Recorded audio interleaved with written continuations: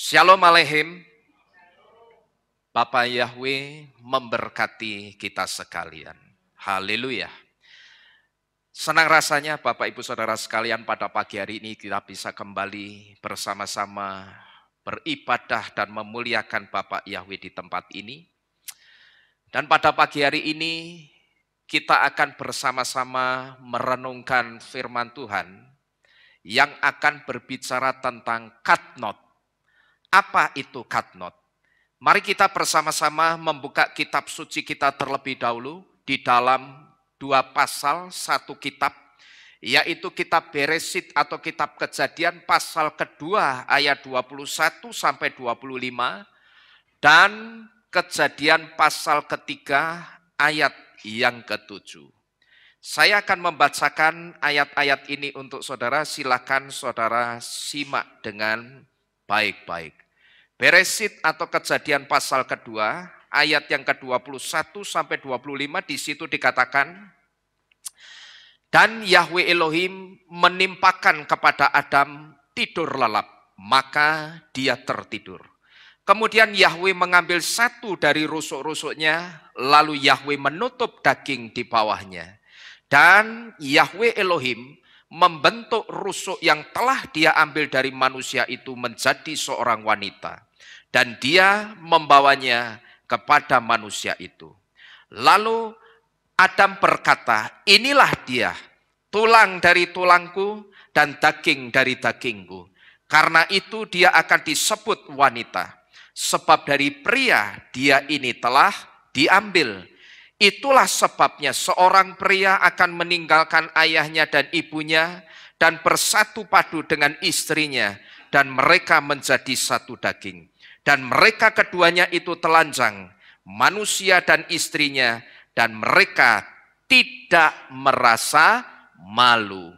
Saudara, di pasal kedua ini yang akan saya highlight, saya soroti adalah pasal ayat 25-nya. Sekali lagi ayat 25 saya bacakan untuk saudara. Dan mereka keduanya, siapa itu saudara? Adam dan Hawa, ngapain itu? Telanjang manusia dan istrinya, dan mereka tidak merasa malu. Lalu pasal ketiga, maju satu pasal ayat yang ke-7, di situ dikatakan dan terbukalah mata mereka keduanya, dan mereka menyadari bahwa mereka telanjang, dan mereka menyemat daun pohon ara dan membuat cawat. Amin. Sampai di sini kita membaca firman Elohim. Nah, Bapak Ibu Saudara sekalian, kalau kita memperhatikan di pasal yang kedua tadi, di situ kita bisa melihat setelah Bapak Yahweh itu selesai membentuk atau menciptakan Hawa dari tulang rusuknya Adam. Waktu itu Torah memberitahu bahwa keadaan Adam dan Hawa, waktu itu mereka tidak berpakaian seperti kita sekarang ini, saudara. Tapi Torah memberitahu mereka berdua itu telanjang tanpa sehelai benang menutupi tubuh mereka. Dan ketika mereka waktu itu telanjang, Torah juga memberitahu waktu itu mereka tidak merasa malu dengan ketelanjangannya. Nah, tetapi kalau kita coba melihat di pasal ketiga ayat yang ke-7 tadi, saudara, di situ kita bisa melihat Adam dan Hawa itu melihat ketelanjangan mereka. Nah, begitu mereka melihat ketelanjangan mereka, di pasal 3 ayat yang ke-7, di situ mereka terkejut dengan ketelanjangannya. Dan setelah mereka terkejut dengan ketelanjangannya, saat itu mereka bergegas mengambil daun pohon ara, dan daun pohon ara itu dibuat apa? Cawat untuk menutupi ketelanjangannya. Dan sebetulnya saudara, ketika Adam dan Hawa membuat cawat, sebetulnya tindakan mereka membuat cawat ini sedang menunjukkan kalau mereka itu malu dengan ketelanjangannya. Jadi memang Kalau kita melihat di pasal 2 ayat 25, di situ letterleks ditulis ada kata malu. Tetapi di pasal 2 ayat 25, Adam dan Hawa itu ketika melihat ketelanjangannya mereka tidak merasa malu. Tapi di pasal 3 ayat yang ke-7, waktu mereka menyadari mereka telanjang dan melihat ketelanjangannya, mereka langsung bikin apa? Cawat dari daun pohon ara. Nah, tindakan mereka membuat cawat dari daun pohon ara, ini sebetulnya sedang menunjukkan rasa malu mereka dengan ketelanjangannya. Jadi di pasal 3 ayat yang ke-7, tidak sama memang dengan pasal 2 ayat 25. Karena di pasal 3 ayat 7 itu tidak ada kata-kata malu yang jelas-jelas menunjukkan keterkejutan mereka dengan ketelanjangannya. Tidak ada. Tetapi sikap mereka atau tindakan mereka yang sesegera mungkin mereka bikin cawat, itu sebetulnya sudah menunjukkan kalau mereka apa? Malu dengan ketelanjangannya. Nah, jadi di sini saudara, atau di pasal kedua dan pasal 3 ini, kita bisa melihat satu hal yang kontradiktif atau bertentangan. Kalau di pasal 2 ayat 25, Adam dan Hawa itu tahu kalau mereka telanjang tapi mereka tidak malu. Tapi di pasal 3 ayat 7 mereka malu dengan ketelanjangannya. Nah, kalau kita mengacu ke pasal 3 ayat 7, mungkin sekarang ini muncul pertanyaan di benak kita. Pak, memangnya saat itu mereka tidak tahu kalau mereka itu telanjang. Nah, kalau tahu, kenapa mereka seperti terkejut dengan ketelanjangannya? Ya memangnya sebelumnya mereka itu tidak tahu kalau mereka telanjang. Kalau mereka tahu, kenapa mereka itu terkejut dengan ketelanjangannya?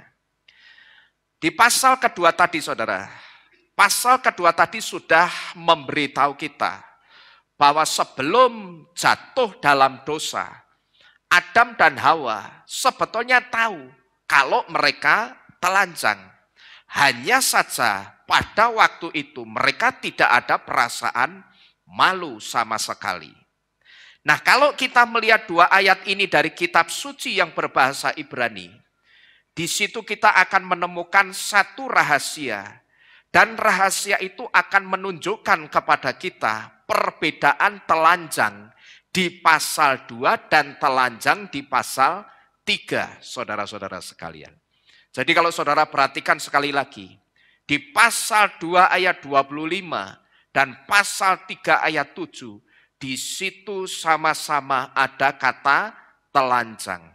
Tapi kalau kita melihat kata telanjang dari kitab suci kita yang hanya berbahasa Indonesia ini, kita tidak akan tahu bedanya telanjang di pasal pertama, di pasal 2 ayat 25, dan telanjang di pasal 3 ayat 7, kita tidak akan tahu. Karena sama-sama ditulis kata apa itu telanjangnya? Ya telanjang, sudah begitu saja.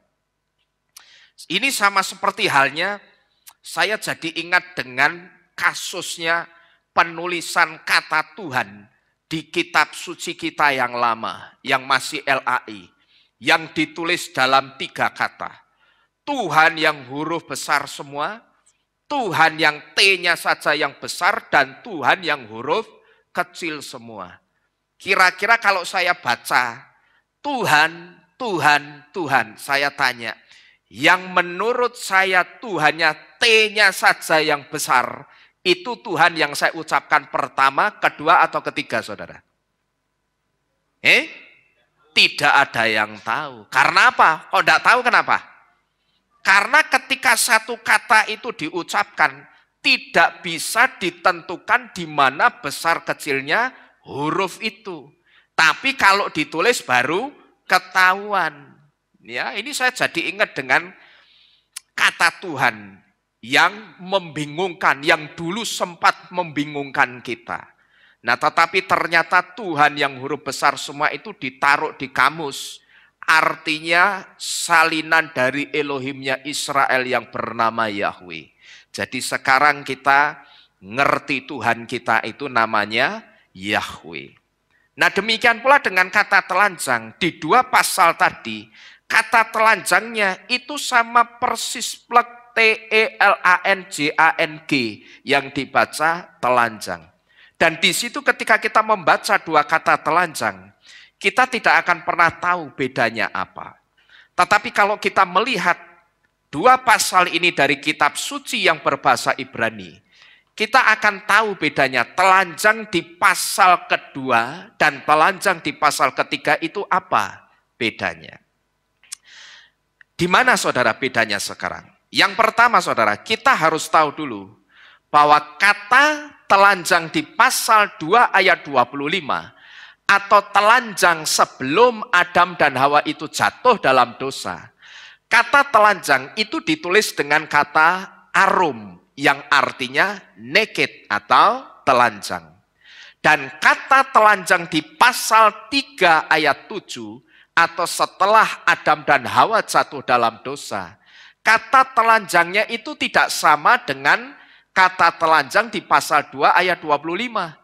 Kalau di pasal 2 ayat 25 telanjangnya itu ditulis dengan kata arum, tapi di pasal 3 ayat 7 telanjangnya itu ditulis dengan kata eirum yang artinya sama enggak? Sama, artinya juga naked, artinya juga telanjang. Nah, kalau artinya sama, arum dan eirum, artinya sama, terus bedanya apa? Bedanya adalah telanjang di pasal 2 atau arum yang dimaksud adalah secara kasat mata mereka tidak berpakaian. Tapi sebetulnya tidak. Karena apa? Karena ada pakaian dalam tanda kutip yang melekat di tubuhnya Adam dan Hawa. Cuman pakaian yang mereka pakai itu bukan seperti pakaian yang kita kenal. Tidak seperti pakaian yang sedang kita pakai sekarang ini, saudara. Dan pakaian itu membuat mereka tidak merasa malu. Atau pakaian dalam tanda kutip yang saat itu dipakai oleh Adam dan Hawa. Itu tidak membuat mereka merasa malu. Ini kalau di pasal 2 ayat 25. Mereka sebetulnya secara kasat mata seolah-olah seperti telanjang. Tapi sebenarnya tidak telanjang. Karena apa? Karena ada pakaian yang sebetulnya melekat di tubuh mereka. Cuman bukan pakaian seperti yang kita pakai sekarang ini. Dan pakaian itu membuat mereka tidak merasa malu. Ini yang di pasal 2. Sedangkan eirum atau telanjang di pasal 3, itu ketelanjangan yang memalukan. Karena apa? Karena pakaian yang mereka pakai sebelumnya menghilang pada saat mereka jatuh dalam dosa. Sampai di sini dulu saudara. Kira-kira saudara bisa mengikuti atau tidak? Saudara bisa memahami atau tidak? Perbedaannya arum dan eirum. Atau perbedaannya telanjang di pasal 2, 25 dan pasal 3 ayat 7. Saudara bisa paham enggak? Bisa mengikuti enggak ini? Perbedaannya telanjang di 2 pasal ini bisa ngerti? Bisa ya? Jadi bedanya arum dan eirum seperti ini saudara. Arum itu seolah-olah tidak ada pakaiannya tapi sebetulnya ada. Gitu loh. Dan pakaian itu membuat mereka tidak malu dengan ketelanjangannya. Tapi kalau eirum, mereka sudah telanjang dan ketelanjangan mereka itu ketelanjangan yang memalukan. Karena apa? Karena pakaian yang mereka pakai sebelumnya tiba-tiba menghilang begitu saja. Tepat begitu mereka jatuh ke dalam dosa. Jadi kata telanjang itu ditulis dengan 2 kata, arum dan eirum. Ini seperti halnya kata ular, saudara. Kalau kitab suci berbahasa Indonesia seperti yang kita pegang sekarang ini, nulis kata ular ya hanya ular begitu saja. Tapi kalau saudara coba melihat kitab suci berbahasa Ibrani, kata ular itu ditulis dalam dua kata. Yang pertama nahas, yang kedua tanin. Nahas itu sebetulnya tidak tepat kalau diterjemahkan dengan ular pun itu sebetulnya tidak tepat. Karena apa? Karena nahas itu wujudnya tidak seperti ular. Dan wujudnya bahkan bukan ular. Tapi nahas itu wujudnya persis plek seperti kita. Dia punya tangan, kaki, wajah, kepala, hidung, mulut, telinga, mata yang persis plek seperti kita. Dan nahas itu juga punya tingkat intelijensia yang tinggi. Punya kecerdasan tingkat tinggi. Dia juga cerdas seperti manusia, saudara-saudara sekalian. Cuman yang membedakan nahas dengan kita apa? Kalau kita manusia, nahas itu dari kaum binatang. Itu yang membedakan nahas dengan kita. Tapi wujudnya persis plek sama seperti kita. Nah, sedangkan tanin itu kalau saya gampangnya nyebut, tanin itu nahas yang sudah dikutuk atau nahas yang terkutuk. Yang disebutkan kitab suci, mulai hari ini nahas, kamu akan berjalan dengan perutmu. Nah, begitu berjalan dengan perut, kemudian ini diartikan sebagai apa? Ular. Tapi sebetulnya kalau ini disebut ular seperti ular yang kebanyakan, saya rasa tidak tepat. Karena tanin itu sebetulnya nahas yang terkutuk atau nahas yang dikutuk. Nah, kalau ular seperti kita ketahui sekarang, saudara, bentuknya itu tidak seperti nahas. Kalau mungkin saya gambarkan nahas atau tanin yang dikutuk ini seperti satu makhluk yang kalau saya pernah nonton di YouTube, itu ada satu makhluk yang entah itu bikinan, buatan, tahayul atau tidak. Tapi mungkin penggambarannya akan lebih tepat seperti itu. Saya tidak tahu saudara pernah lihat atau tidak di YouTube. Ada yang namanya hantu air. Nah, hantu air itu modelnya, bentuknya mirip jenglot, saudara. Tahu jenglot enggak, saudara? Mirip jenglot gitulah. Makhluk kecil yang rambutnya gondrong, kepalanya kecil, kerdil segini ini. Tapi konon katanya jenglot itu hidup. Dan jenglot itu kalau dikasih darah, dia bisa menghisap darah yang ditaruh di mulutnya. Cuman kalau hantu air itu lebih besar dari jenglot. Nah, kalau saya gambarkan, kalau nahas itu wujudnya seperti kita, kemudian tanin itu nahas yang dikutuk, saya rasa akan lebih tepat kalau tanin itu digambarkan wujudnya seperti yang disebut hantu air itu. Saya tidak tahu, sekali lagi, hantu air itu betul-betul ada atau hanya mitos. Tetapi dari video-video yang ada di YouTube, seringkali ada juga video yang menayangkan hantu air ini makannya ternak, saudara. Dia mau di sekitarnya itu ada sapi yang gede, ada kambing yang gede, lebih gede ukurannya dari dia. Dia bisa makan. Nah, biasanya itu terjadi di desa-desa. Kalau malam hari, ayam itu terus-terusan berkokok dan lari ke sana ke sini.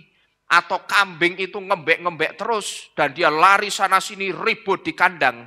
Konon katanya binatang-binatang ternak itu sedang diganggu sama hantu air. Nah, saya rasa kalau nahas itu wujudnya persis seperti kita, plek wujudnya, kira-kira kalau setelah dikutuk dia berjalan dengan perutnya, tepat enggak saudara kalau digambarkan dengan ular? Saya rasa kok tidak sama ya. Sedangkan kalau digambarkan dengan hantu air, saya tahu hantu air itu dia juga berjalan pakai perutnya. Nah, kira-kira mungkin wujudnya yang lebih tepat seperti itu. Jadi sekali lagi saudara, ini persis kasusnya kata arom dan erom ini persis dengan kata ular yang ada di dalam kitab suci. Tetapi harus kita lihat dalam kitab suci berbahasa Ibrani. Maka di situ kita akan melihat Kata ular itu ditulis dengan dua kata, nahas dan tanin. Jadi sekalipun arum dan erum punya kemiripan kata, dan keduanya sama-sama diterjemahkan dengan kata telanjang, tapi erum dan arum rupanya punya makna yang berbeda. Arum itu ketelanjangan yang tidak memalukan, sedangkan erum adalah ketelanjangan yang memalukan. Dan kalau kita perhatikan saudara, perubahan drastis yang dialami oleh Adam dan Hawa dari arum menjadi erum, saudara tahu ini semua terjadi hanya gara-gara apa? Adam dan Hawa itu lebih mendengar perkataannya nahas. Jadi kalau kita perhatikan kehidupan mereka berdua, itu mengalami satu perubahan yang sangat drastis. Dari arum menjadi erum. Dan perubahan drastis ini rupanya hanya gara-gara masalah sepele. Mereka tidak mendengar perintahnya Bapak Yahweh, tapi yang lebih didengar Adam dan Hawa siapa? Nahas. Kalau di kata arum ini, kita diberitahu sebetulnya Adam dan Hawa itu berpakaian, tapi pakaian mereka tidak kasat mata seperti pakaian kita. Ya tadi kita kan sudah diberitahu ya, di kata arum secara kasat mata mereka tidak berpakaian, tapi sebenarnya tidak, bukannya tidak berpakaian, karena ada pakaian dalam tanda kutip yang sebetulnya melekat di tubuh mereka. Jadi kalau di kata arum ini saudara, kita diberitahu sebetulnya Adam dan Hawa itu berpakaian, cuman pakaiannya tidak kasat mata seperti pakaian yang kita pakai sekarang ini. Nah pertanyaannya, kalau memang Adam dan Hawa saat itu di arum, di ketelanjangan mereka yang arum itu berpakaian, lantas sebetulnya Adam dan Hawa itu pakai pakaian seperti apa? Atau pakaian apa yang sebetulnya Adam dan Hawa pakai sebelum mereka jatuh dalam dosa? Setelah Adam Hawa terkejut dan malu dengan ketelanjangannya, saudara, kita tahu bahwa saat itu mereka membuat cawat dari daun pohon ara. Nah, tetapi ternyata tidak berselang lama oleh Bapak Yahweh, cawat yang mereka buat itu kemudian diganti sama buatannya Bapak Yahweh yang dibuat dari apa? Dari kulit. Begitu mereka menyadari ketelanjangannya dan muncul rasa malu, mereka bergegas cari apa tadi? Daun pohon ara. Untuk dibikin apa? Loin, namanya apa ya? Loin clothes kalau tidak salah. Loin clothes itu bahasa Inggrisnya cawat. Mereka bikin loin clothes atau cawat dari daun pohon ara. Cuman tidak lama setelah cawatnya itu jadi, sama Bapak Yahweh cawatnya itu diganti. Yang tadinya dibuat dari daun pohon ara, sekarang diganti dibuat dari kulit. Coba kita baca ayatnya dulu saudara. Di pasal 3 ayat yang ke-21. Kita turun ke ayat 21, di situ dikatakan, dan Yahweh Elohim membuat pakaian dari apa itu? Dari kulit untuk Adam dan istrinya dan mengenakannya kepada mereka. Jadi Bapak Ibu Saudara sekalian, sekarang kita tahu setelah mereka bikin cawat dari daun pohon ara, tidak lama setelah itu cawat pohon ara itu, daun pohon ara itu diganti dengan pakaian yang terbuat dari kulit. Nah sekarang saudara perhatikan kata pakaian dari kulit. Perhatikan baik-baik. Di pasal 3 ayat 21 tadi di situ dikatakan apa? Dan Yahweh Elohim membuat apa itu? Pakaian dari kulit. Saudara perhatikan baik-baik kata pakaian dari kulit. Dalam bahasa Ibrani, kata pakaian dari kulit di kitab Kejadian 3 ayat 21 ditulis dengan kata katnot or, yang artinya pakaian kulit atau jubah kulit. Nah saudara perhatikan kata or ini Karena di kata or ini ada rahasia Elohim di dalamnya. Dan rahasia pertama itu akan menyingkapkan, akan memberitahu kepada kita pakaian apa yang sebetulnya dipakai oleh Adam dan Hawa sebelum Adam dan Hawa itu jatuh di dalam dosa. Yang pertama, kata or yang ditulis dengan huruf ayin di depan seperti ini. Or, ini ayin, waw, res, ini dibaca or. Yang berarti skin atau kulit, sebetulnya untuk membedakan dengan kata or lainnya. Yaitu or yang ada unsur Elohimnya atau ada unsur Tuhannya. Ada unsur Bapak Yahweh-nya yang ditulis dengan huruf alef di depan seperti ini. Alef, waw, dan res. Yang artinya adalah light atau terang. Saya ulangi sekali lagi. Jadi kata or yang ditulis dengan huruf ayin di depan seperti ini. Yang artinya skin atau kulit. Ini sebetulnya untuk membedakan dengan kata or lainnya. Yaitu or yang ada unsur Bapak Yahweh-nya yang ditulis dengan huruf alef di depan seperti ini. Kalau ini ornya huruf Ibraninya ayin waw res, kalau ini ornya alef waw res. Yang artinya apa ini saudara? Artinya light atau terang. Nah ini bedanya di situ. Tapi ketika diucapkan sama-sama berbunyi apa? Or. Jadi dengan kata lain, katnot or yang ornya pakai huruf ayin seperti ini, yang adalah pakaian kulit atau jubah kulit. Ini sebetulnya adalah pakaian pengganti dari Bapak Yahweh yang diberikan kepada Adam dan Hawa untuk menggantikan katnot or yang ornya pakai huruf alef seperti ini, yang adalah pakaian terang atau jubah terang karena Adam dan Hawa jatuh di dalam dosa. Jadi dengan kata lain saudara, karena Adam dan Hawa itu sudah jatuh di dalam dosa, mereka memberontak kepada perintah Elohim. Maka di situ Bapak Yahweh menganggap apa? Kamu tidak layak lagi memakai jubah terang kemuliaanku untuk menutupi tubuhmu. Dan sebagai gantinya, aku buatkan apa itu? Katnot or juga, tapi katnot ornya apa penggantinya?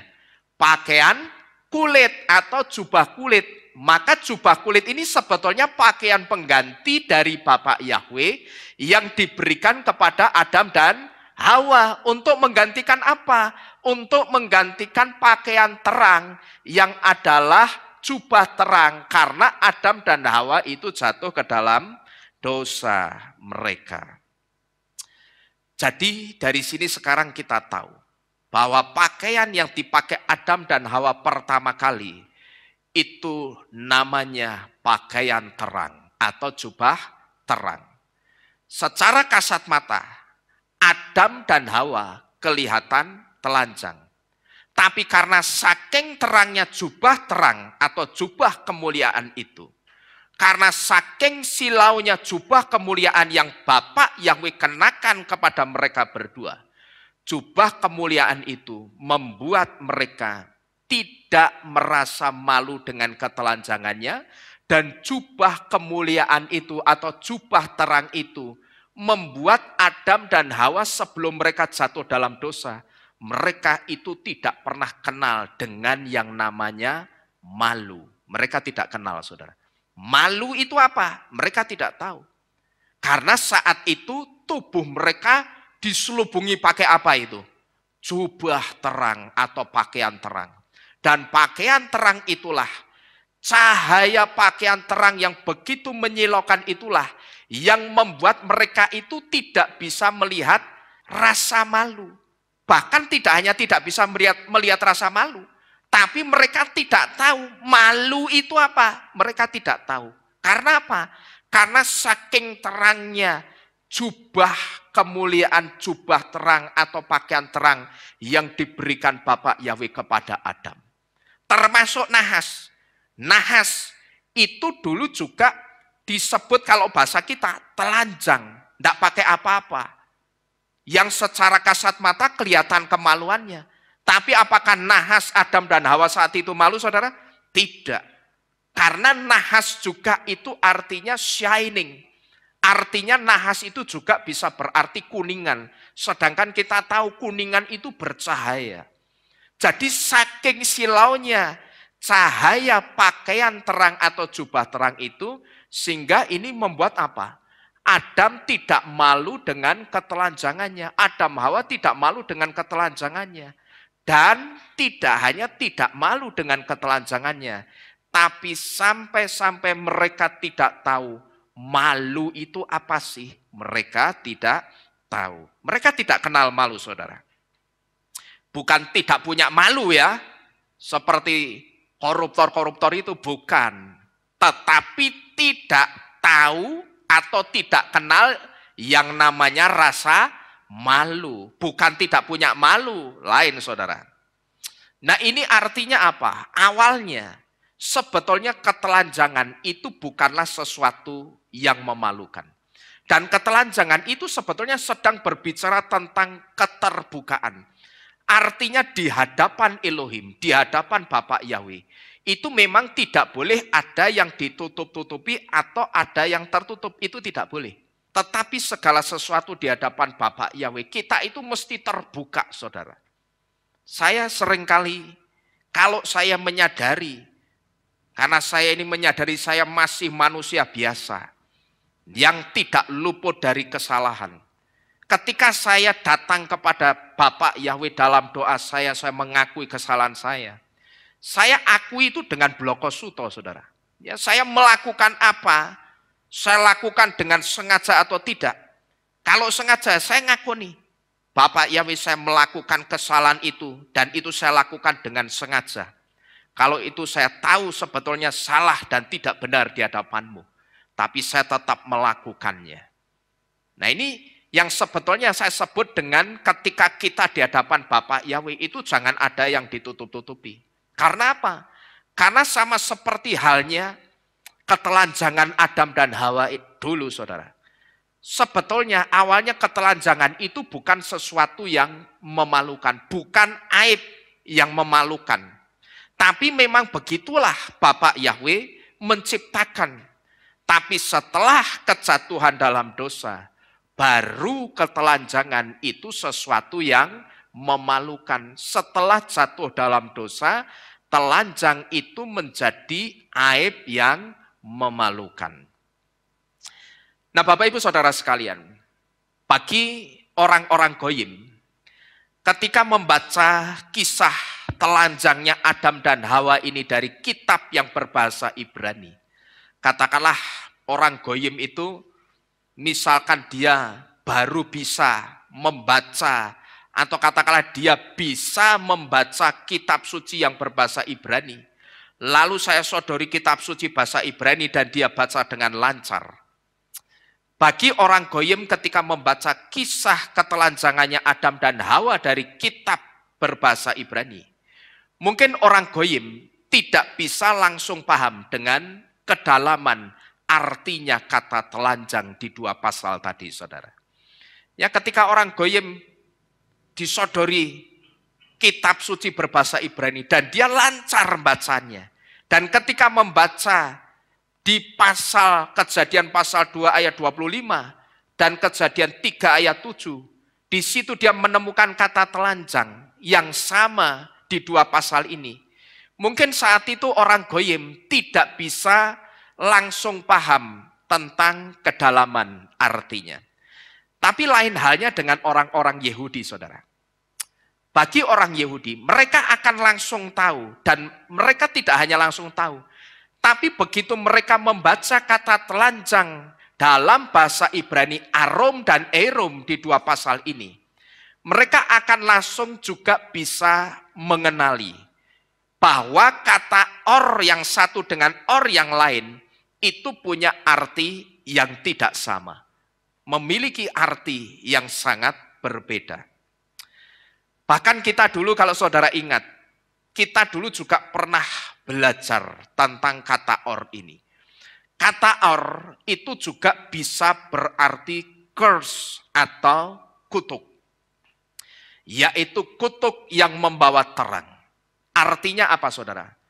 Or itu selain berarti kulit, or juga bisa berarti apa ini? Terang. Tapi or itu juga bisa berarti kutuk saudara.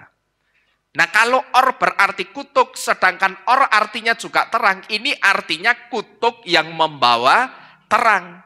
Artinya apa? Artinya orang yang dikutuk atau dihukum itu akan dibuat dia bisa melihat kebenaran atau melihat terang yang sesungguhnya. Ini kalau saudara ingat dulu kita pernah belajar ini dari firman Tuhan yang judulnya jangan mengutuk Israel. Yang tadi malam saya juga share lagi di grup Bet Kehilat saudara. Dan saya juga share atau saya broadcast ke orang-orang. Di situ kita juga belajar dulu kalau saudara ingat bahwa jangan mengutuki Israel. Karena ternyata di dalam kutuk kita itu ada satu energi negatif yang justru akan membahayakan dan bisa kutuk itu kembali dan kena sendiri kepada orang yang mengutuki. Jadi kata or itu juga bisa berarti kutuk. Jadi kalau sekarang kita menyadari saudara, ketika kita itu misalkan disodori kitab suci berbahasa Ibrani, katakanlah kita sudah fasih lancar berbahasa Ibrani, tetapi kita yang hanya lancar membaca bahasa Ibrani, tapi ketika ketemu dua kata or kita tidak tahu artinya, kok or yang ini ditulis depannya pakai huruf alef, yang satunya kok pakai huruf ayin ya, tapi kok sama-sama dibaca or ya. Nah mungkin saat itu pikiran goyim kita akan mengatakan apa? Mungkin malah kita akan ngomong, wah ini mesti Mose salah nulis iki. Bapak Yahweh salah ngomong. Bukannya Bapak Yahweh salah ngomong dan bukannya Mose itu salah nulis saudara. Tetapi memang ya seperti saya katakan tadi, ketika orang goyim yang membaca, mereka mungkin tidak akan langsung paham kedalaman artinya. Tapi kalau orang Yahudi yang membaca, begitu ketemu kata or, ada dua macam, yang satu ditulis pakai huruf ayin waures, yang satunya alef waures, yang sama-sama dibaca or, mereka langsung ngerti dan mereka langsung bisa memahami bahwa kata or yang satu dengan or yang lain itu punya arti yang tidak sama.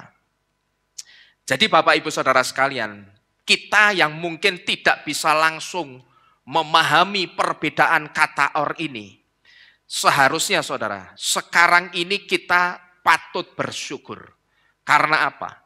Karena dengan kita dientenkan ke akar Ibrani, sekarang ini rahasia yang sama yang disingkapkan Bapak Yahweh kepada orang-orang Yahudi, rahasia-rahasia itu sekarang juga disingkapkan kepada kita juga. Sedangkan kita ini siapa saudara?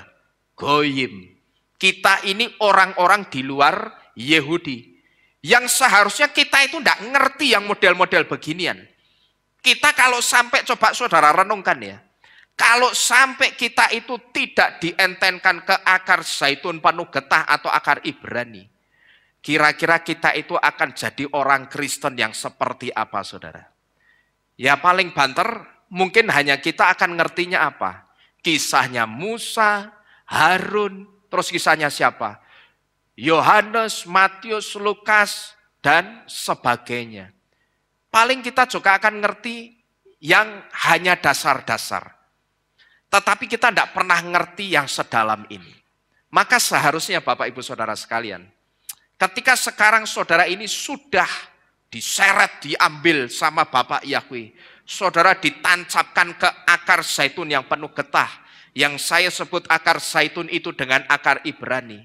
Saudara dan saya itu seharusnya banyak-banyak bersyukur kepada Bapak Yahweh. Karena apa? Karena rahasia yang dulu cuman disingkapkan kepada orang-orang Israel atau orang-orang Yahudi, sekarang ini rahasia yang sama juga disingkapkan kepada kita. Dan saudara tahu, ini juga Bapak Yahweh itu punya tujuan Untuk apa? Membuat orang-orang Israel itu cemburu dengan goyim. Kenapa kok Bapak Yahweh? Istilahnya kalau orang pacaran itu dipanas-panasi, saudara.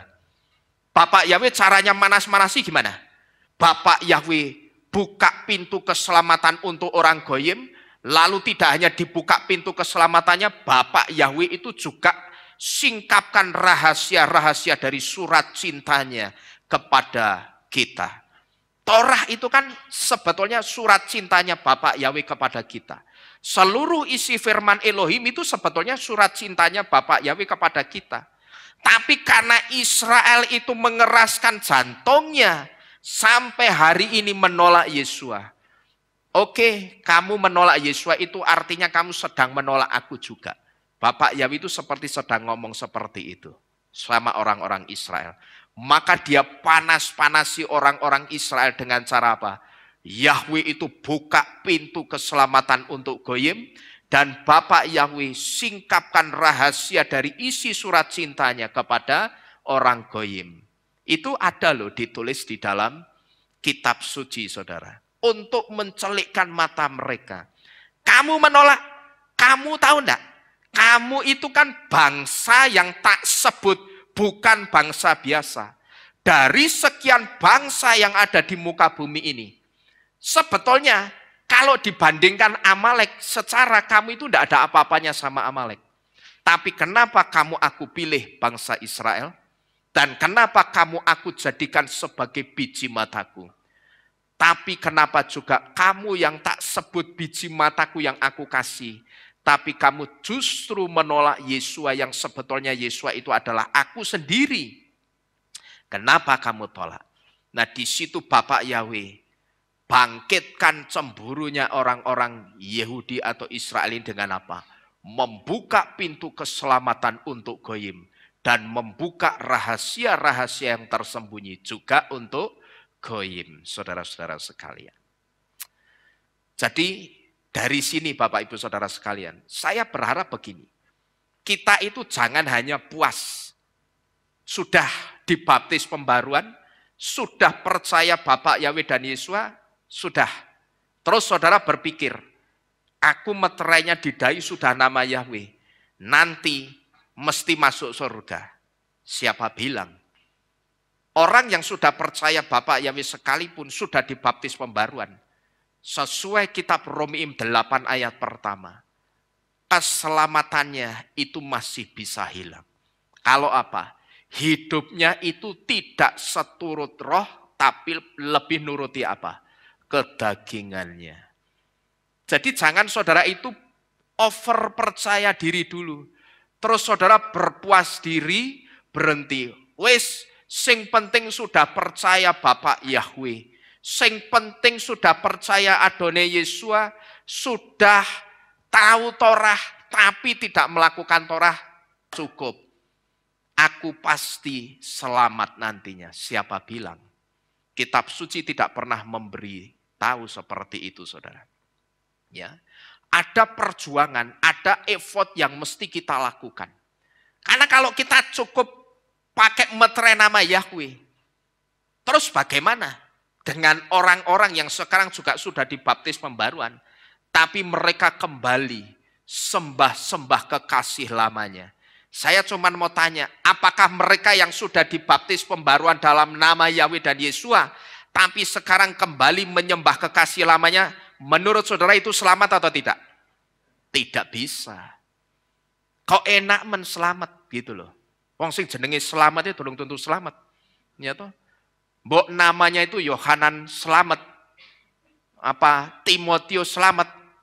Belum tentu selamat, saudara. Kalau meterai itu hanya di batuknya, di dahinya saja. Tetapi dalam kehidupan sehari-harinya, dia tidak mencintai Torah dan tidak menjadi pelaku Torah. Lah kok enak men? Yang seringkali saya sebut dengan istilah apa? Untuk apa? Kalau saya lewat di depan rumah makan yang menjual makanan yang tidak kosher, terus di situ saya tahan mulut saya untuk tidak makan makanan yang tidak kosher. Lah terus buat apa? Kalau orang yang makannya tidak kosher, juga nanti selamat. Gitu loh. Nah mending saya ikut-ikutan makan tidak kosher saudara. Ya kan sama-sama selamat. Buat apa saya jaga mulut saya? Buat apa saya mengekang jantung hati saya untuk tidak mengambil kehendak makan makanan yang tidak kosher? Kalau toh semua orang dengan sikapnya yang menolak Torah juga diselamatkan.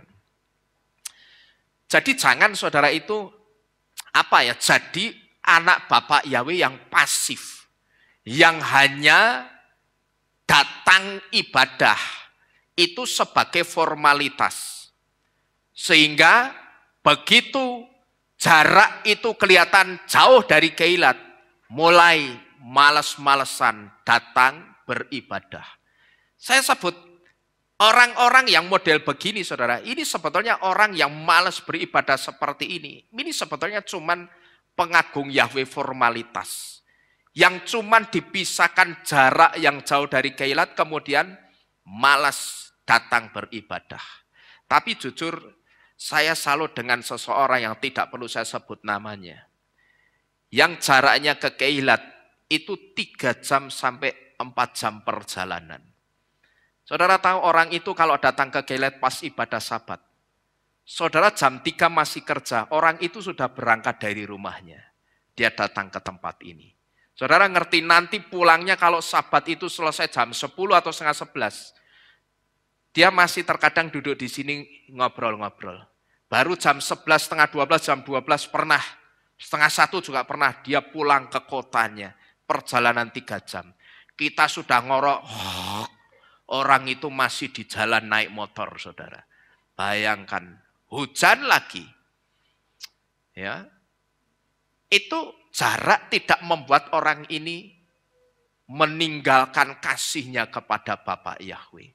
Dan saya dengar juga di kota lain ketika dia bekerja, dia juga lakukan yang sama. Dan itu dia lakukan dengan setia loh saudara. Maka kalau jarak kita cuma 1 jam, 1 jam setengah, 30 menit, males ibadah. Itu jenenge pengagung Yahweh formalitas. Yang model begini minta diselamatkan nantinya ya sulit. Tidak bisa. Karena apa? Dia tidak ingat dengan Bapak Yahweh. Dia tidak ingat dengan Yesua. Yesua saudara. Dulu ketika dia manggul kayu salib. Yesua itu mesti berjalan berjam-jam sambil manggul kayu salib. Tujuannya mau ngapain itu Yesua manggul kayu salib petengkrean? Nek jalane lurus kayak jalan pemuda, enak. Yang muter siti muteri bunderan Tugu Muda, terus lanjut ke jalan apa namanya itu? Dr. Sutomo. Lanjut ke Es Parman sini. Enak saudara. Kalau kita melihat Via Dolorosa, jalan yang disebut jalan salib itu, jalannya naik turun loh. Sekalipun saya belum pernah ke sana, tapi sejarah memberitahu yang disebut jalan tempat Yesus manggul salib, itu jalannya naik turun saudara. Cuma naik turun, tapi tidak manggul kayu salib, masih enteng. Itu sudah naik turun manggul kayu salib plus diajar, dicambuk. Capek sedikit, jatuh sedikit, bukannya ditolong, justru dicambuk saudara. Bayangkan.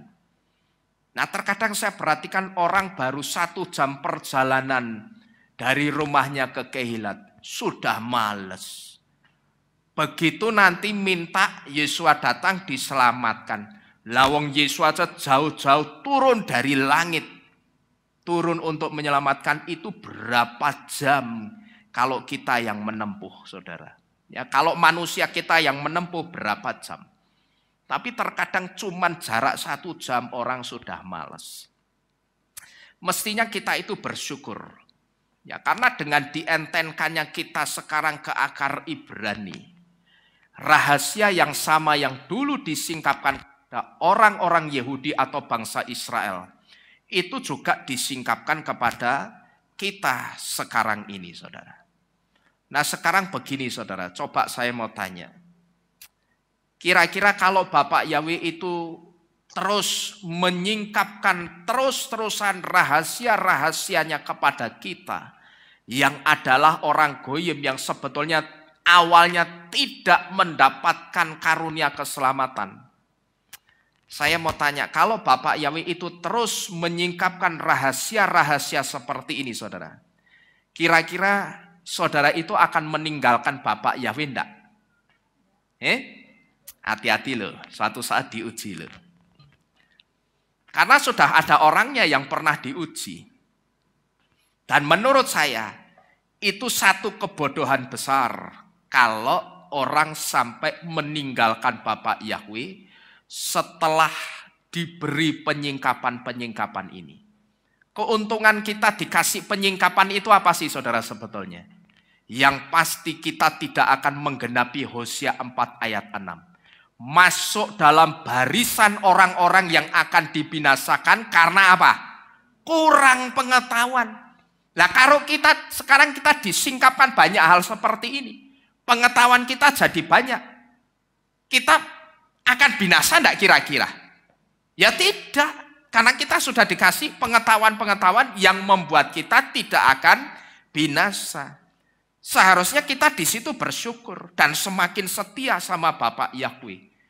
Ya, kalau misalkan saya mau bepergian ke satu kota, lalu dalam perjalanan yang akan saya lewati, ada orang yang tahu di perjalanan yang akan saya lewati, di situ sedang ada huru-hara, ada anarkis, tindakan anarkis, orang ditembaki semua, orang dibunuh semua di jalanan itu. Lalu saya dikasih tahu sama seseorang, Pak Nino jadi pergi ke kota ini. Iya, jangan lewat sini Pak, karena di sini sedang terjadi tindakan anarkis. Orang-orang banyak yang tiba-tiba dibunuh secara brutal. Mereka tidak salah apa-apa, tapi ditembaki di situ. Bapak jangan lewat sini, Bapak muter saja, kalangan saja. Kira-kira saya akan berterima kasih sama orang yang ngasih tahu saya ini, tidak, saudara? Pasti berterima kasih. Pertanyaannya, kenapa saya berterima kasih? Karena saya sudah diselamatkan. Kan dengan kata lain begitu. Saya diberitahu ada peristiwa mengerikan, itu artinya saya sedang diselamatkan. Nah, kita juga begitu. Di depan kita akan ada kejadian apa-apa yang mengerikan ke depannya, yang tidak baik untuk tahun-tahun dunia ini. Sama Torah itu kita diberitahu. Gitu loh. Maka saya rasa, ini pendapat saya, saudara ya. Saya rasa satu kebodohan kalau kita itu sekarang yang sudah dikasih tahu banyak hal, lantas kita meninggalkan Bapak Yahweh. Kita kembali ke kekasih lama kita. Atau lebih parahnya lagi, ada yang mu'alaf. Wah, kalau menurut saya ini keterlaluan dan satu kebodohan yang besar.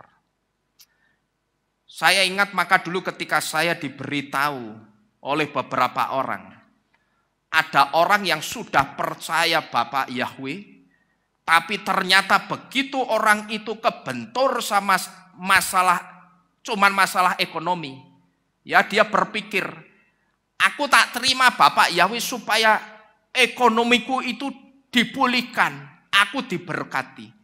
Ya memang ikut Bapak Yahweh itu hidupnya tidak hanya akan diberkati, tapi dipelihara. Lebih dari sekedar diberkati, dipelihara dalam segala hal. Cuman orang ini tidak mau ikut prosesnya, tidak sabar dengan prosesnya. Dia berpikir Bapak Yahweh kayak Mbah Tarno itu loh, ngerti? Pak Tarno tukang sulap. Bim, salabin, prok, abrakadabra jadi apa? Ya toh dia berpikir begitu transisi masuk terima Bapak Yahweh, dia langsung hidupnya kaya raya magrong-magrong. Dia berpikir seperti itu, saudara.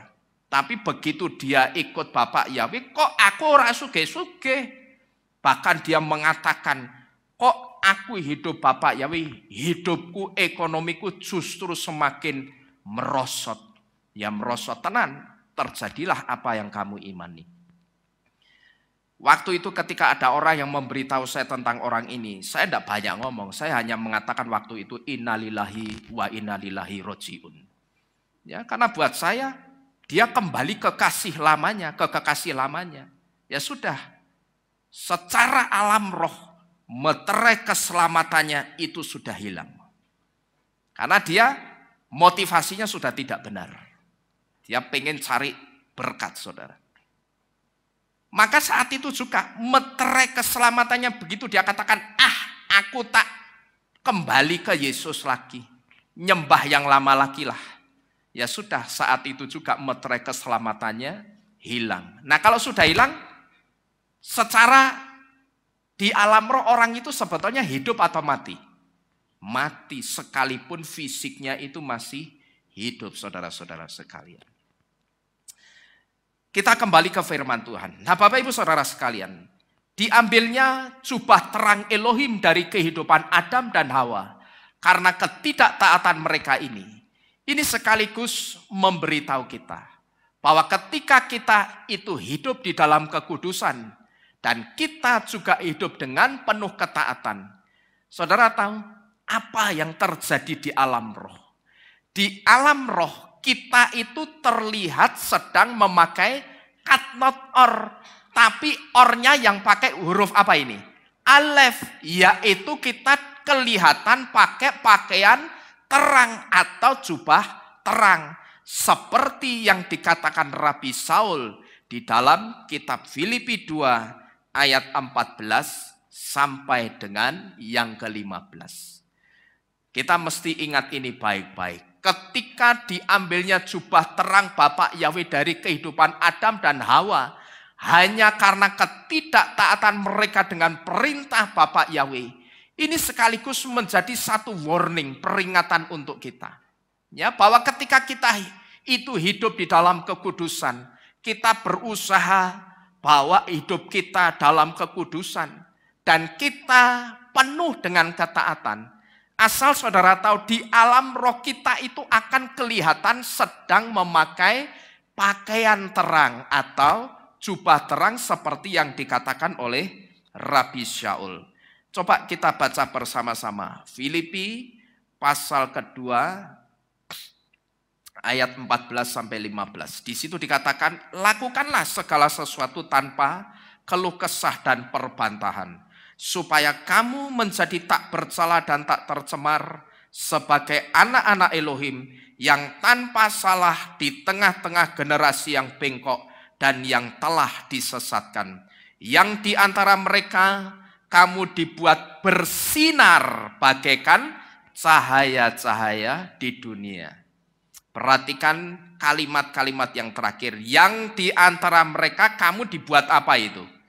Bersinar atau bercahaya bagaikan cahaya-cahaya di dunia. Lah, dibuat bersinar di alam roh itu kita kelihatan pakai pakaian terang atau jubah terang. Kira-kira penggambarannya seperti gambar yang ada di depan ini. Nah, dari sini saudara, kita bisa melihat hukum alam roh yang berlaku. Bahwa setiap kita yang hidup kudus, kita membawa hidup kita dalam kekudusan dan ketaatan, kita itu dikatakan sedang memakai jubah terang. Dan jubah terang inilah yang akan melindungi kita dari setiap serangan kuasa kegelapan yang 24 jam mengawasi saudara dan saya. Ingat, kita itu diawasi dua kekuatan besar. Kalau yang mengawasi kita cuman kekuatannya Bapak Yahweh, aman. Tapi masalahnya masih ada satu kekuatan yang ngawasi kita. Siapa itu? Setan. Nah, ketika kita itu hidup penuh dengan ketaatan kepada Torah, asal saudara tahu, ini loh, upah yang tidak kelihatan yang saudara terima. Ini.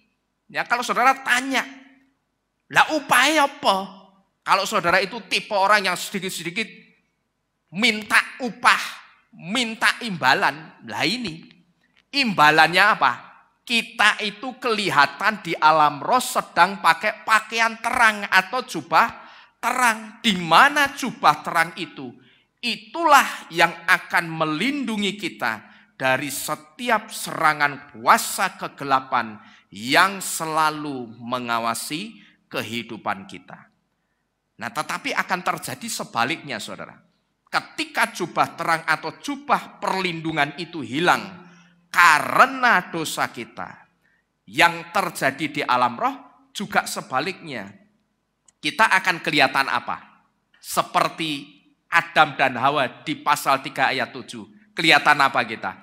Telanjang. Dan telanjang di situ artinya tidak ada cover proteksi perlindungannya Bapak Yahweh. Dan rupanya saudara, kita yang hidup di dalam ketaatan dengan Torah dan menjaga hidup dalam kekudusan, sehingga di alam roh kita itu terlihat memakai pakaian terang atau jubah terang ini. Rupanya hal ini juga pernah dikonfirmasi oleh seorang dukun yang bisa saya katakan dukun ini dukun besar dari Afrika yang namanya Mukendi, saudara. Waktu itu Mukendi memberitahu, sebetulnya orang-orang yang percaya kepada Bapak Yahweh, anak-anak Bapak Yahweh, itu sebetulnya tidak bisa disantet. Karena apa? Karena Mukendi itu melihat di alam roh anak-anak Bapak Yahweh itu ada cahaya terang yang menyelubungi atau melingkupi tubuh anak-anak Bapak Yahweh. Sehingga santetnya Mukendi itu tidak bisa tembus, saudara. Ketika Mukendi itu nyantet orang-orang yang percaya anak-anak Bapak Yahweh, santetnya Mukendi itu tidak pernah bisa tembus. Nah, caranya bagaimana? Kalau Mukendi itu dapat orderan, nyantet orang dan ternyata orang yang disantet itu orang yang percaya Bapak Yahweh. Ini caranya yang dilakukan itu persis cara yang dilakukan oleh Nahas ketika membujuk Hawa. Dijatuhkan dulu ke dalam dosa.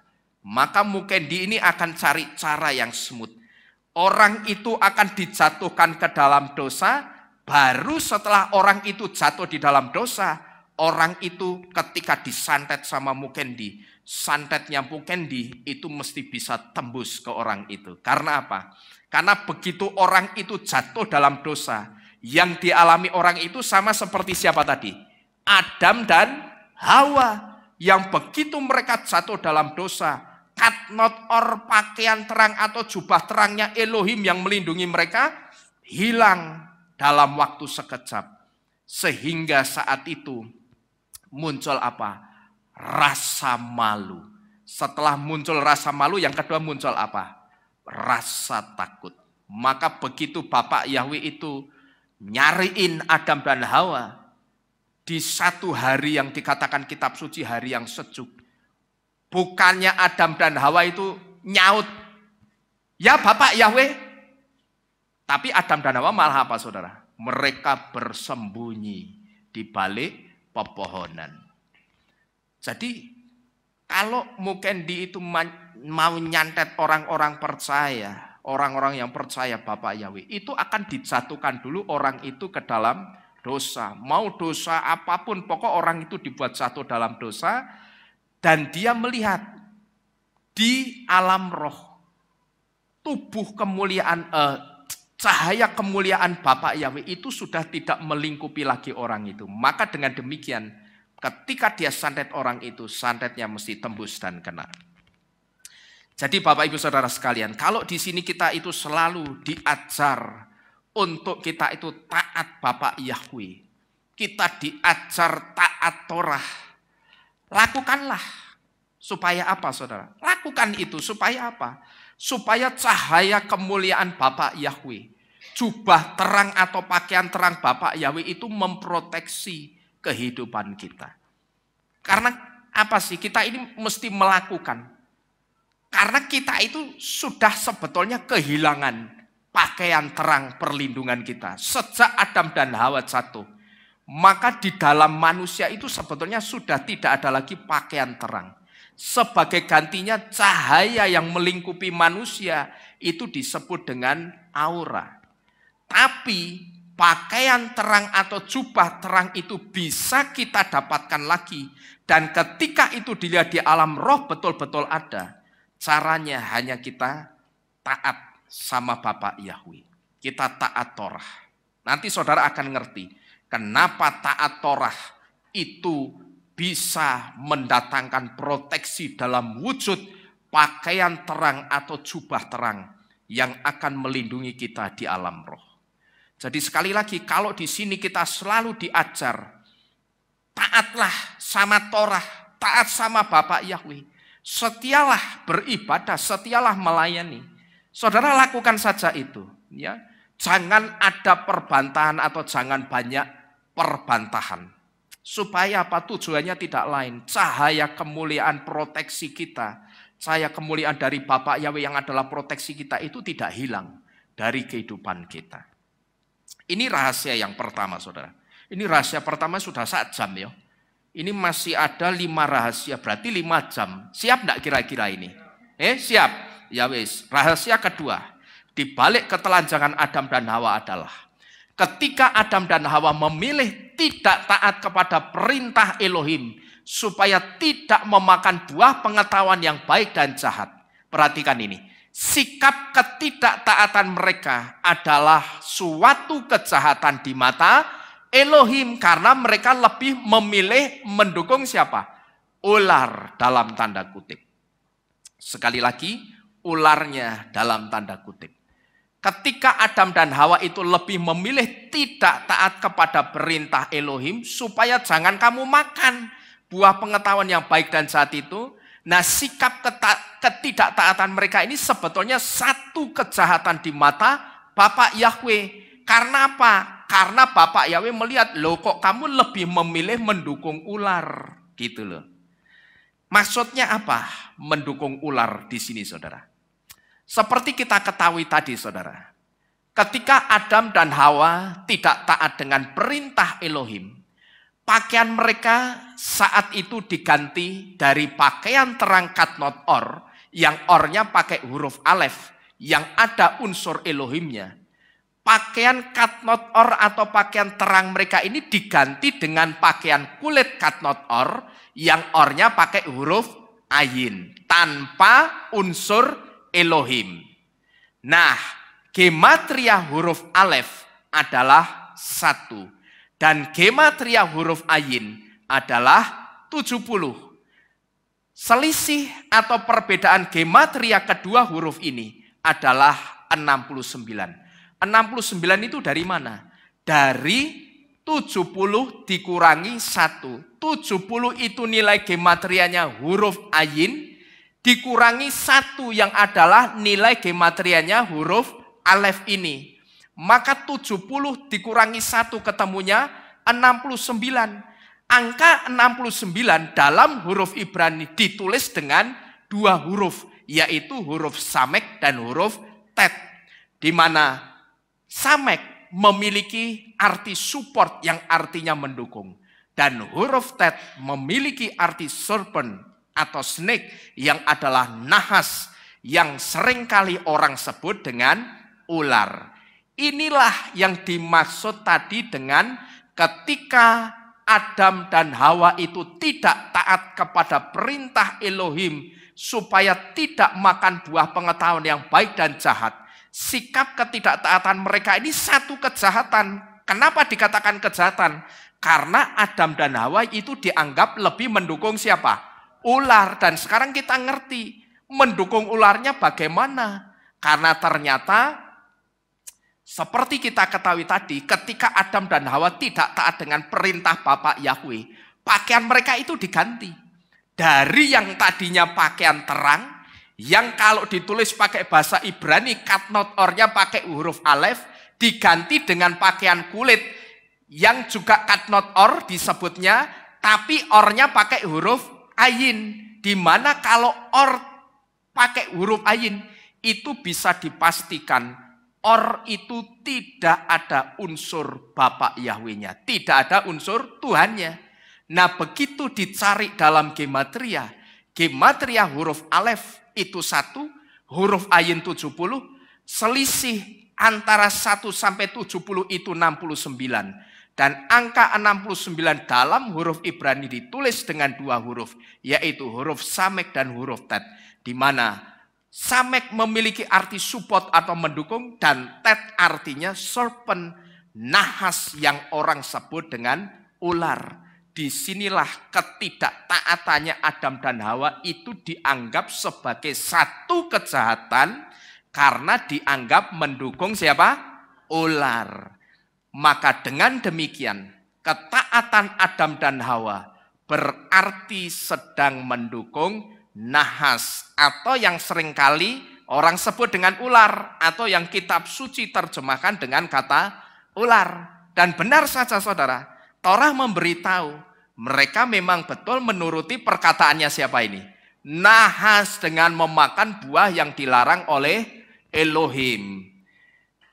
Waktu itu si nahas kan bujui, benarkah Elohim melarang kamu makan buah ini? Iya. Semua buah di taman ini boleh kami makan, tapi hanya satu buah dari pohon pengetahuan yang baik dan jahat itu kami tidak boleh memakannya. Oh salah, bukan tidak boleh memakannya. Justru kalau kamu makan, kamu akan jadi seperti Elohim. Begitu loh saudara. Diputer balik, dipelintir sama nahas kata-katanya ini. Tapi si Hawa sebetulnya pada waktu itu ingat omongannya suaminya enggak? Bahwa buah itu tidak boleh kita makan, dia ingat enggak sebetulnya? Ingat, Yahweh itu ngasih tahu kita. Ini ya, pohon-pohon ini kan ada buah-buahnya ini. Nah ini boleh kita makan ini. Terkecuali satu itu, Yahweh melarang kita memakannya. Tapi kenyataannya yang dituruti sama mereka berdua siapa saudara? Si nahasnya.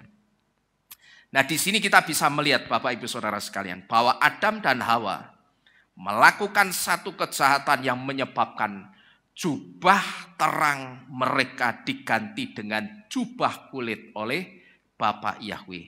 Dan kejahatannya adalah mendukung nahas. Dan sama seperti halnya Adam dan Hawa saudara. Semua tindakan kita yang tidak mendukung Bapak Yahweh. Dan semua tindakan kita yang tidak mendukung Torah. Sebetulnya di situ kita juga sedang mendukung siapa tadi? Nahas. Kalau saudara berbuat sesuatu yang tidak mendukung Bapak Yahweh. Saudara tidak mendukung Torah. Yang dideteksi Bapak Yahweh itu kejahatan, saudara sedang mendukung siapa? Nahas, mendukung kesesatan. Dan saudara ngerti, sikap saudara mendukung nahas ini seperti yang dialami oleh Adam dan Hawa. Ini akan membuat terang atau perlindungan Bapak Yahweh di alam roh itu akan hilang seketika. Persis plek yang dialami oleh Adam dan Hawa. Kemudian yang ketiga, rahasia ketiga di balik ketelanjangan Adam dan Hawa adalah huruf alef dari kata or yang artinya terang memiliki arti Elohim atau Tuhan. Ya, huruf alef dari kata or yang pakai huruf alef ini, or yang artinya terang ini, huruf alefnya itu artinya Elohim atau Tuhan. Tapi alef itu juga punya arti ox head atau kepala sapi yang melambangkan kekuatan dan keperkasaannya Bapak Yahweh. Ketika Adam dan Hawa masih memiliki jubah terang atau katnot or, mereka diselubungi oleh kekuatan, keperkasaan dan terang Elohim. Jadi sebetulnya ketika Adam dan Hawa itu masih memiliki jubah terang atau katnot or yang ornya pakai alef begini, sebelum mereka jatuh dalam dosa, waktu itu mereka itu tanpa mereka sadari, mereka sebetulnya diselubungi oleh kekuatan, keperkasaan dan terangnya Bapak Yahweh. Tapi sayang, kekuatannya Bapak Yahweh, keperkasaannya Bapak Yahweh yang melindungi mereka harus hilang dalam waktu sekejap hanya gara-gara masalah apa saudara? Nek dipikir masalah apa itu? Makanan. Ya toh, kemecer melihat tapi ini buahnya yang ini lain ini. Ini tidak seperti buah-buah yang ada di sekeliling ini. Yang ini memang lain. Buahnya kelihatan indah, ranum. Wah, menarik. Ini kelihatannya seger ini kalau dimakan. Siang-siang begini ini enak ini makan buah ini. Nah, ini kan sama kayak apa? Udan-udan ini, wah enak ini. Suwike kodok enak ini. Ya toh? Hujan-hujan begini enak ini RW. Wah, ini siang-siang panas-panas begini, ini enaknya lo sembak, babi kecap, mantap ini. Sama enggak kira-kira saudara? Sama, ya. Yang ngomong sama itu biasanya yang makan itu. Coba saudara renungkan, itu hilang dalam waktu yang sekejap hanya gara-gara apa? Masalah makanan. Oke, ini rahasia ketiga di balik ketelanjangan Adam dan Hawa. Lalu yang keempat, kalau kita perhatikan di pasal ketiga ayat yang ke-7 tadi saudara. Ketika Bapak Yahweh mengambil jubah terang Adam dan Hawa dan menggantikannya dengan jubah kulit. Di situ kitab suci memberitahu bahwa saat itu terbukalah mata mereka dan mereka menyadari kalau mereka telanjang. Begitu Bapak Yahweh mengambil jubah terang dan mengganti jubah terang itu dengan jubah kulit ke Adam dan Hawa, maka saat itu terbukalah apa ini? Mata mereka. Dan mereka saat itu menyadari kalau mereka telanjang. Coba kita baca sekali lagi. Pasal 3 ayat yang ke-7. Yuk kita baca. Alef Bet Gimel. Dan terbukalah apa itu? Mata mereka keduanya. Dan mereka menyadari bahwa mereka telanjang. Dan mereka menyemat daun pohon ara dan membuat cawat. Sekali lagi saya tanya, dan terbukalah apa? Mata mereka. Saudara perhatikan kata mata ini. Di situ coba saudara perhatikan matalah. Ya kalau kita perhatikan matalah yang pertama-tama menyadari hilangnya terang itu. Dan matalah yang pertama-tama menyadari ketelanjangan itu. Jadi ada dua hal yang disadari oleh mata. Yang pertama, mata itu menyadari hilangnya apa? Hilangnya terang perlindungannya Bapak Yahweh. Jubah terang perlindungannya Bapak Yahweh itu hilang. Dan itu pertama kali disadari oleh apanya Adam dan Hawa ini? Matanya Adam dan Hawa. Dan matalah yang juga pertama-tama menyadari ketelanjangan mereka. Dan saudara tahu ketika mata Adam Hawa menyadari hilangnya terang Elohim dan menyadari ketelanjangan mereka, kesadaran mata mereka ini rupanya juga ditunjukkan oleh kata itu sendiri. Kita lihat hilangnya terang Elohim dalam kehidupan Adam Hawa yang ditunjukkan dengan kata katnot yang ornya pakai huruf ayin. Huruf ayin memiliki arti eye atau mata yang fungsinya untuk melihat. Nah, huruf ayin yang berarti mata dan ada dalam rangkaian kata dengan huruf ayin waures seperti ini. Ini sebetulnya sedang memberitahu kita bahwa setelah terang Elohim itu undur atau pergi dari kehidupan Adam dan Hawa karena ketidaktaatan mereka, sekarang Adam dan Hawa hanya bisa melihat kenyataan hidup yang suram melalui apanya ini? Melalui matanya. Jadi di satu sisi mata mereka itu menyadari dua hal. Yang pertama, mata mereka menyadari hilangnya jubah terang perlindungan Bapak Yahweh. Yang kedua, mata mereka menyadari apa? Mereka loh kok telanjang. Padahal tadinya mereka telanjang, tapi apakah mereka pusing dengan ketelanjangan mereka, saudara? Tidak. Mereka tidak pusing. Karena apa? Saking silonya cahaya, terang jubah, pakaian terangnya yang dikasih Bapak Yahweh itu. Saking silonya sampai mereka tidak bisa melihat ketelanjangannya. Nah, karena mata mereka disilokan dengan ketelanjangannya, dengan terangnya cahaya itu. Istilahnya kayak mereka itu tidak bisa lihat ke bawah begini loh. Melihat ketelanjangannya, kemaluannya tidak bisa. Bisanya cuma lihat kemana? Ke depan. saudara-saudara sekalian. Tapi ketika mereka jatuh dalam dosa, mata mereka juga yang dipakai untuk menyadari. Yang pertama menyadari hilangnya proteksi atau perlindungan Bapa Yahweh yang adalah katnot or atau jubah terang. Yang kedua mata mereka menyadari, loh kok aku telanjang. Dan di situ mereka jadi malu. Jadi ketika Bapa Yahweh mengganti jubah terang dengan jubah kulit di tubuh Adam dan Hawa, ini sebetulnya sedang menunjukkan satu kenyataan yang suram, saudara. Karena apa? Karena jubah yang mereka pakai itu bukan jubah perlindungan Bapa Yahweh lagi, tapi jubah yang menunjukkan undurnya atau perginya Bapa Yahweh dari kehidupan mereka. Nah ini bahaya sekali, saudara. Kalau sampai kita mengalami seperti itu, ya kita bisa lihat ekspresinya Adam dan Hawa itu digambarkan seperti ini.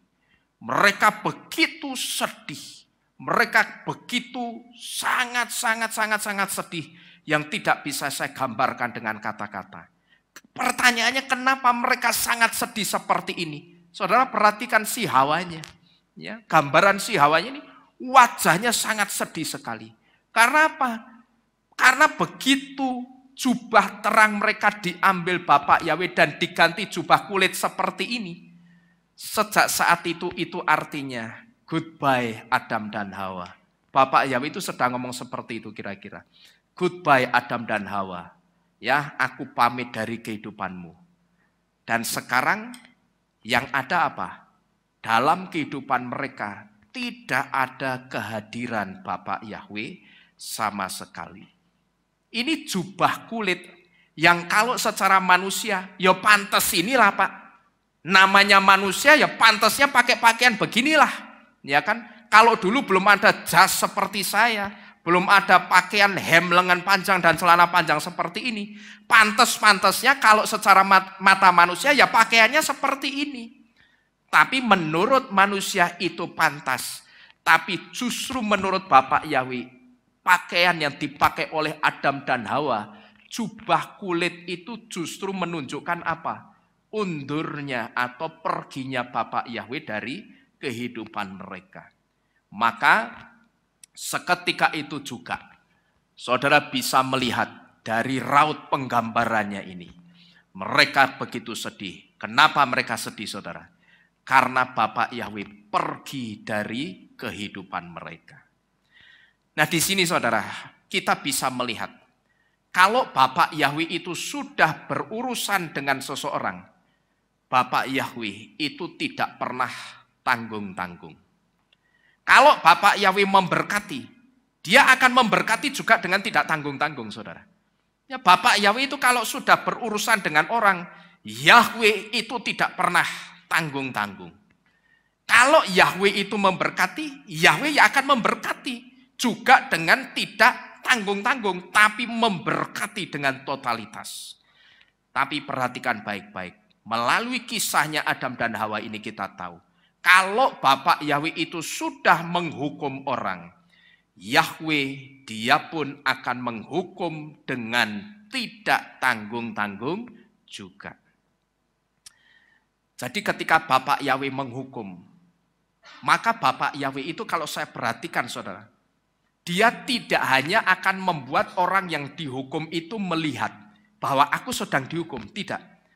Tapi Bapa Yahweh itu juga akan membuat orang yang dihukum itu merasakan betul bahwa ketika kamu tak hukum, kamu sebetulnya tidak cuma tak hukum, tapi penyertaanku dari kehidupanmu itu juga pergi dari kehidupanmu. Jadi kalau saya perhatikan ketika Bapa Yahweh menghukum, maka Bapa Yahweh itu akan membuat orang yang dihukum itu betul-betul melihat dan betul-betul merasakan penyertaannya, kehadirannya itu pergi atau undur dari kehidupan orang tersebut. Jadi dari sini Bapak Ibu Saudara sekalian, sekarang kita bisa mendapatkan satu pelajaran penting yang bisa kita tarik di dalam kehidupan kita. Yaitu jangan sampai kita itu bersikap seperti Adam dan Hawa. Yang tidak taat dengan apa itu? Yang tidak taat dengan perintahnya Bapak Yahweh. Perintahnya Bapak Yahweh sama Adam dan Hawa itu sebetulnya kalau kita renungkan sepele atau susah sih saudara saja nih. Sepele ya, cuman jangan makan. Ini loh sudah tak kasih 99 pohon. Sing siji ku jangan kamu makan. Sepele kan? 1 dibanding 99 kan banyak 99-nya. Artinya kamu makan 99 ini semblokek-blokek kamu. Rak mungkin entek dalam waktu setahun kamu bisa menghabiskan buah ini, tidak akan habis. Ini akan keluar terus. Lah kok masih serakah yang satu ikut dimakan? Sebetulnya sepele atau tidak perintahnya itu saudara? Soal makan ini sepele gitu loh. Tapi berapa banyak di perintah yang sepele ini orang yang percaya Bapak Yahweh jatuh.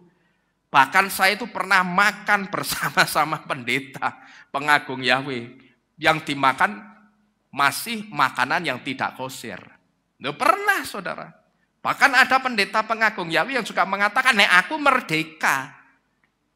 Tidak mau aku diatur Torah, wong Torah tidak ngatur aku. Seperti itu.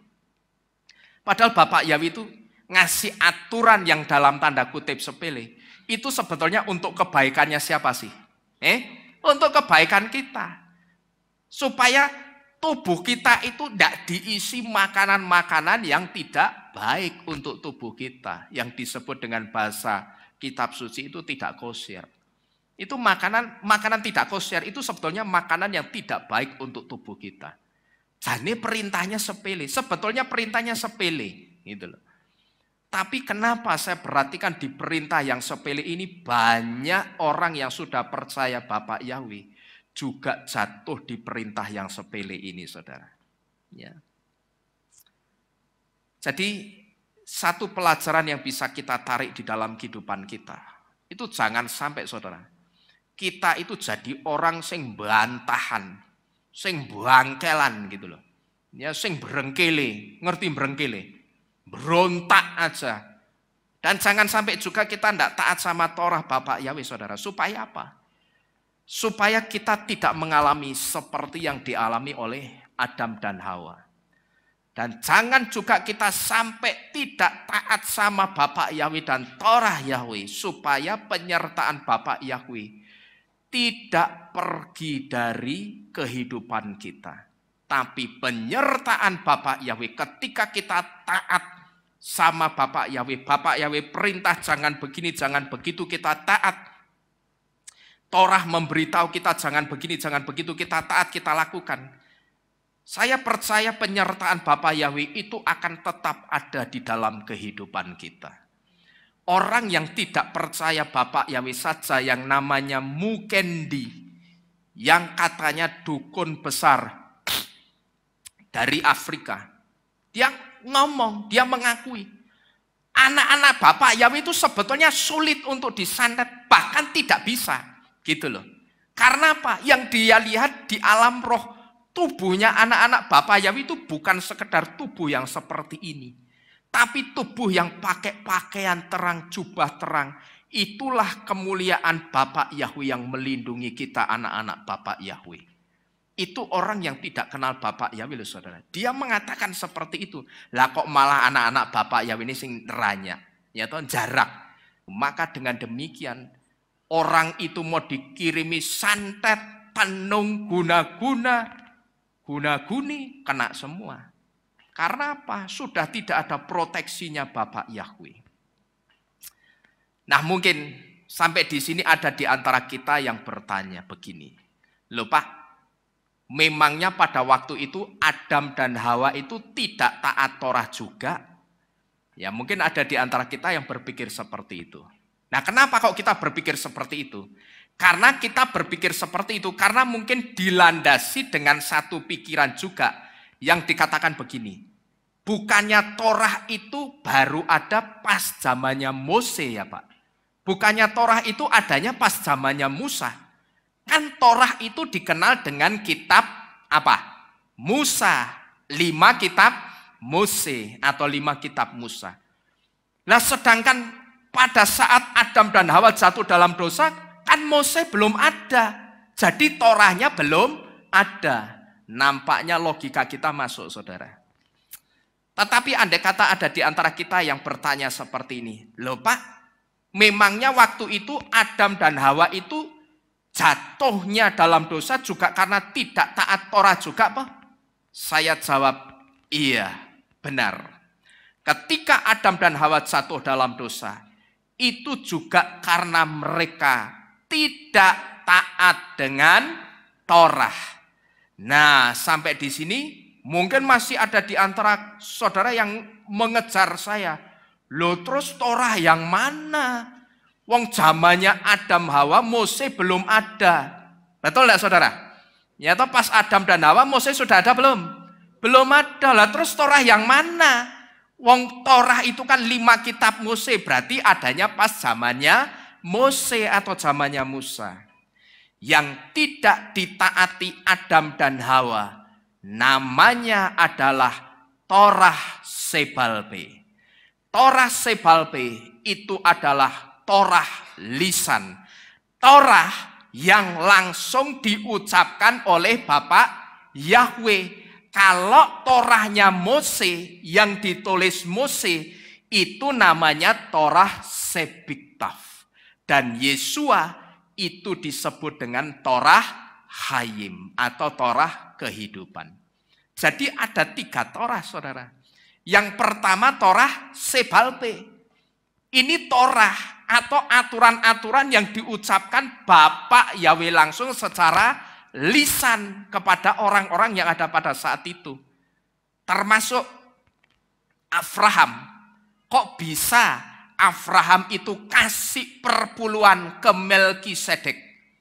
Padahal saat itu Torah secara tertulis yang mengatur perpuluhan belum ada. Karena sekali lagi Torah Sebiktaf atau Torah yang tertulis itu ada di zamannya siapa? Mose atau Musa. Tapi kok Abraham bisa kasih perpuluhan ke siapa? Melkisedek. Lah memang Abraham dapat perintah dari siapa? Tidak lain Abraham dapat perintah Torah soal perpuluhan langsung dari Bapak Yahweh. Dan Torahnya namanya apa tadi? Torah Sebalpe. P itu mulut.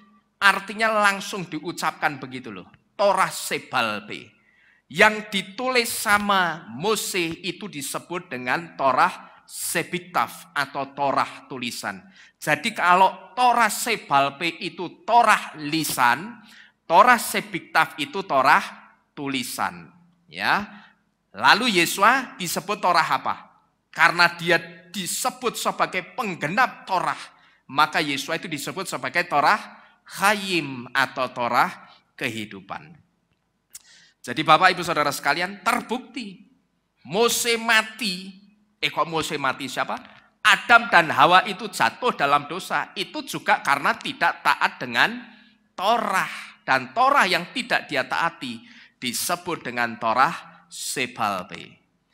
Jadi kalau kita sekarang sudah ngerti ini saudara, jangan sampai saudara itu tidak taat dengan Torah.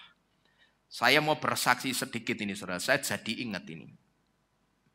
Saya dalam beberapa bulan ini, terus terang dalam tanda kutip banyak kehilangan makanan-makanan kesukaan saya saudara. Yang saya pikir tadinya makanan itu tidak ada sesuatu yang tidak kosher di dalamnya. Ternyata ada yang tidak kosher di dalamnya. Saya dari dulu itu langganan ayam bakar di Tembalang itu namanya Artomoro. Itu ayam bakarnya enak, bumbu Sunda itu. Saya dulu sering ke sana sama ibu saya. Tapi setelah sekian lama enggak ke sana, saya cari kok pindah enggak ada pelannya ya, pindah kemana? Ternyata pindah yang dekat terowongan jalan tol Tembalang itu. Nah, begitu ketemu, saya makan lagi di situ, saudara. Bahkan saya sempat ajak tamu dari Jakarta makan di situ. Jujur, waktu itu saya enggak tahu kalau ternyata di bumbunya itu ada terasinya. Nah, saya itu seperti digerakkan, tanyakan gitu loh. di hari kemudian, beberapa hari kemudian, saya mau makan lagi di situ. Saya seperti didorong, tanya dulu. Mobil saya pinggirkan, saya telepon. Buka enggak ayam bakarnya? Oh buka Pak. Mbak saya mau tanya. Ayam bakar ini bumbunya ada terasinya enggak? Oh ada Pak, cuman sedikit. Wah lah saya kadung telap-telap beberapa kali. Tapi sejak saat itu saya putuskan, sudah mulai hari ini saya tidak akan makan ayam bakar itu lagi saudara. Itu ayamnya enak sebetulnya. Ya, ayam bakar paling enak yang pernah saya temukan. Terus saya makan pecel. Ya saudara yang pernah ikut, Wiwit itu kayak pernah ikut. Saya makan di mana? Nasi ayam di Mataram. Sebelahnya itu kan yang jual saudaranya.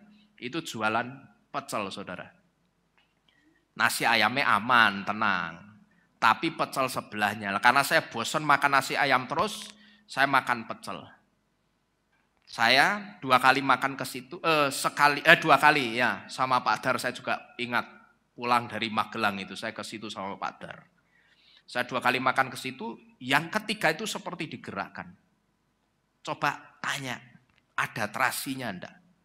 Saya tanya, Mbak, ini bumbunya pakai terasi enggak? Pakai Pak, waduh wis kelolodon tekan jero.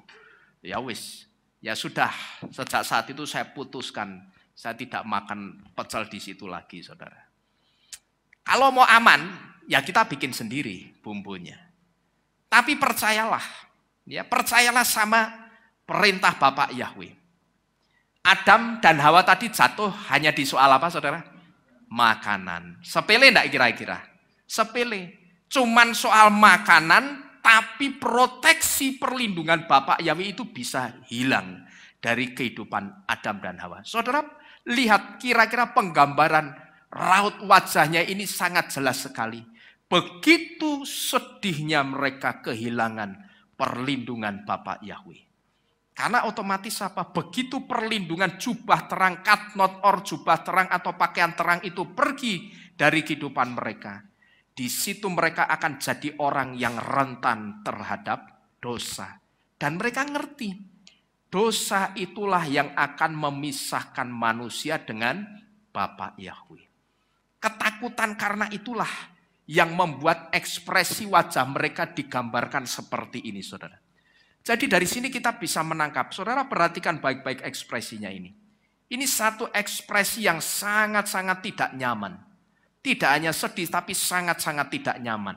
Karena mereka kehilangan sesuatu yang tidak pernah bisa mereka dapatkan di dunia ini. Jadi kalau kita tidak mau kehilangan perlindungan Bapak Yahweh, saudara percaya atau tidak di alam roh ketika saudara taat, saudara itu seperti, bahkan bukan seperti, tapi saudara itu sedang memakai jubah terang perlindungan Bapak Yahweh. Kalau saudara tidak mau kehilangan jubah terang itu, ya saya hanya bisa memberitahu, jangan sampai saudara itu tidak taat dengan Torah. Supaya penyertaan Bapak Yahweh itu tidak pergi dari kehidupan kita. Tetapi dengan ketaatan kita saudara kepada Torah. Saya sangat percaya ketaatan kita kepada Torah itu pasti akan membuat penyertaan Bapak Yahweh dan jubah terang perlindungan Bapak Yahweh itu akan selalu ada melindungi kehidupan kita. Amin. Saya percaya begitu kita taat, ya, cuman masalah sepele, dari masalah sepele kita belajar taat. Karena tidak ada ceritanya orang bisa taat masalah yang berat. Perintah yang berat kalau dengan yang sepele saja dia tidak bisa. Iya toh? Tidak bisa saudara. Mesti step by step. Dari yang paling ringan, yang paling sepele, step by step naik. Orang itu akan punya level iman yang semakin tinggi. Dan saya percaya ketaatan kita dengan setiap Torah Bapak Yahweh, itu akan membuat jubah terang perlindungan Bapak Yahweh akan selalu melekat di dalam kehidupan kita. Amin. Amin. Bapak Yahweh memberkati kita sekalian. Kita tunduk di dalam doa. Kita berterima kasih kepada Bapak Yahweh. Haleluya.